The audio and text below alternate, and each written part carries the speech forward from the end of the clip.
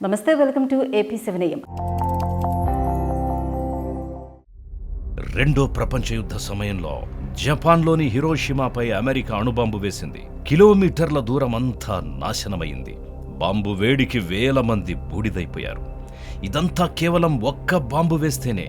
అలాంటి బాంబులను సెకనుకొకటి వేస్తూ పోతే, అలా ఆపకుండా ఓ 10 ఏళ్ల పాటు వేస్తే ఎంత వేడి పుడుతుందో తెలుసా? ఆ వేడితో ఏమవుతుందో తెలుసా? ఇప్పుడు మన భారతదేశాన్ని చుట్టేసి ఉన్న హిందూ మహాసముద్రం పరిస్థితి అలాగే మారబోతోందట.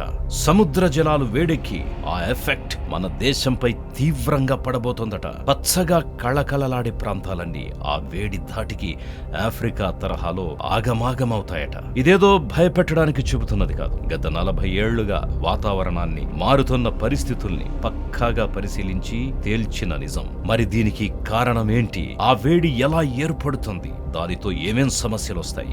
శాస్త్రవేత్తలు ఏం చెబుతున్నారు? వివరంగా తెలుసుకుందాం. Indian institute of tropical meteorology IITM మన దేశంలో వాతావరణంపై పరిశోధనలు చేసే ఒక ప్రఖ్యాత సంస్థ. ఆ సంస్థ శాస్త్రవేత్త రోక్సీ మాథ్యూ కోల్ ఆధ్వర్యంలోని సైంటిస్టులు ఒక పరిశోధన చేశారు. హిందూ మహాసముద్రం చుట్టుపక్కల దేశాల్లో ఏం జరగబోతుంది అన్నది లోతుగా పరిశీలించారు. మెరైన్ హీట్ వేవ్ సమస్య పెరిగిపోతోందని వారు గుర్తించారు.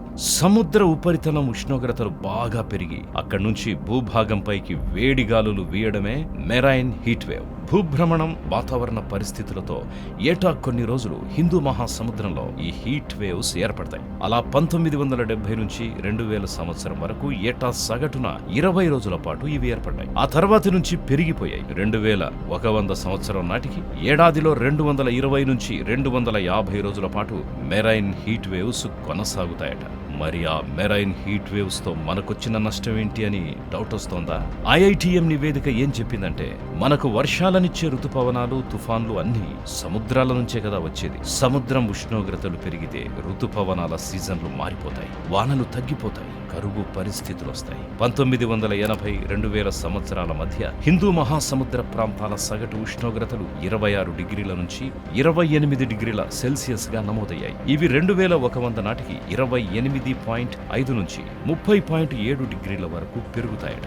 ఆ ఎఫెక్ట్ తో ఏడాది పొడవునా ఎండల మంటలు, వడగాడ్పులు తప్పవట. ఇక సముద్ర ఉష్ణోగ్రతలు బాగా పెరగడం వల్ల తరచూ బీభత్సమైన తుఫాన్లు విరుచుకు పడతాయట.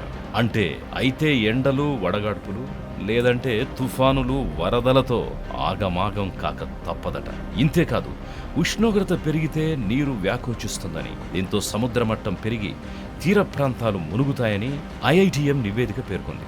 మన దేశంలో సుమారు 25 కోట్ల మంది తీర ప్రాంతాలకు దగ్గరలో బతుకుతున్నారని, వారందరిపై ఈ ఎఫెక్ట్ పడుతుందని తెలిపింది. సముద్ర నీటి ఉష్ణోగ్రత పెరగడంతో అసిడిటీ స్థాయి కూడా పెరుగుతుందట. చేపలు, రొయ్యలు, ఇతర సముద్ర ఉత్పత్తులు తగ్గిపోతాయట. మరి దీనికి పరిష్కారం ఏమిటి అంటే, గ్లోబల్ వార్మింగ్ ని అరికట్టడమేనని శాస్త్రవేత్తలు చెబుతున్నారు. కొన్నేళ్ల కిందటికి ఇప్పటికీ వేడి పెరిగినా మనం అలవాటు పడినట్టే భవిష్యత్తులో అలవాటు పడిపోతామట. ఈ వీడియో కనుక మీకు నచ్చినట్లయితే లైక్ చేయండి, షేర్ చేయండి. మరిన్ని మంచి వీడియోస్ కోసం ఛానల్ని సబ్స్క్రైబ్ చేసుకోండి.